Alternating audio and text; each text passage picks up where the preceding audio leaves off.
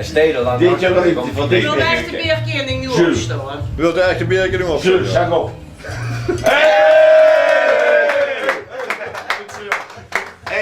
Enige echte beerkening op de boek. Een van de weinigen die ze echt ga je kunnen pakken met dit.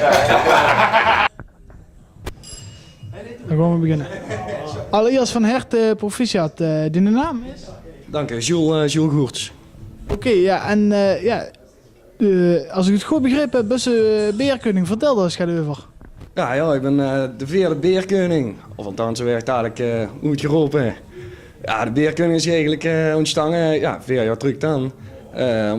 Deze wordt er gaan we natuurlijk ook gaat brengen op de boeken. Ja, een beerkoning uitgeroepen, immers wat jaar beerlus. En dat is natuurlijk een super chique avond. Die altijd goed ingevuld werd.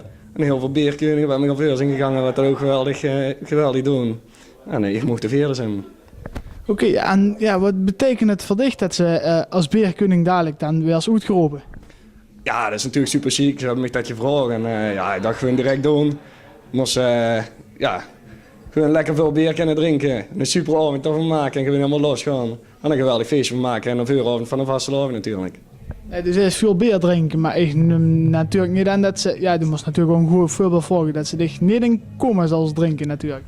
Nee, dat zorg ik al voor. Dan moest op 10 stoppen natuurlijk. Dat moest natuurlijk ook niet omvallen van de zeep. Dat werkt ook niet natuurlijk. Oké, en dan de slogan, mogen we daar nog even vuren? Ja, zeker. Bier goed, al goed. Van 2013, hier is Frank!